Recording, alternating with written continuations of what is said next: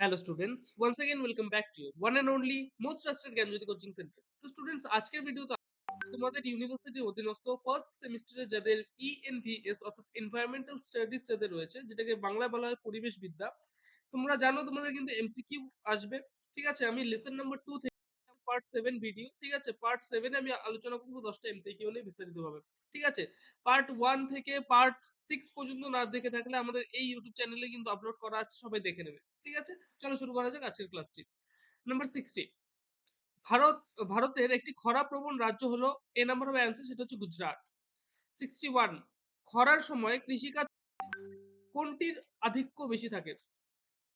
D number হবে answer, সেটা হচ্ছে মৃত্তিকা ক্ষয় বৃদ্ধি। ঠিক আছে, নাম্বার 62, নিম্নলিখিত কোন জেলাটি সর্বাধিক খরা প্রবণ? ডি নাম্বার হবে অ্যান্সার, সেটা হচ্ছে ঠিক আছে।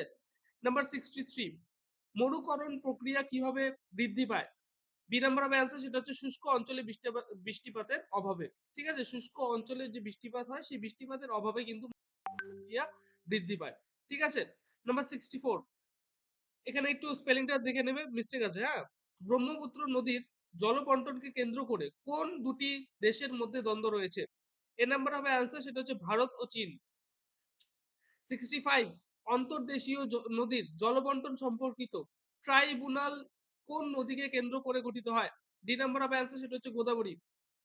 নাম্বার 66, 2018 সালে মহানদী ওয়াটার ডিসপিউট ট্রাইব্যুনাল দুটি রাজ্যের মধ্যে হয়ে থাকে।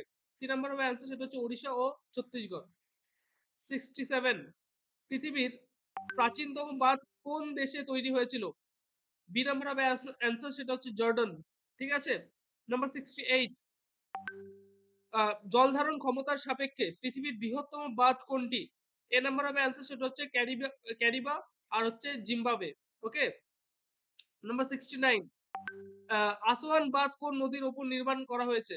বি নাম্বার হবে অ্যান্সার, সেটা হচ্ছে নীল নদী। এবং লাস্ট কোয়েশ্চেন আমাদের আজকের এই ভিডিও, সেটা হচ্ছে তেহরি বাঁধ কোন নদীর উপর গড়ে উঠেছে? ডি নাম্বার হবে ভাগীরথী। তো স্টুডেন্টস আজকের ভিডিওতে কিন্তু বিস্তারিতভাবে আলোচনা করলাম 10টা এমসিকিউ নিয়ে। ঠিক আছে, এইভাবে কিন্তু আমাদের আহ এই পার্টগুলো কিন্তু আসতে থাকবে ধারাবাহিকভাবে।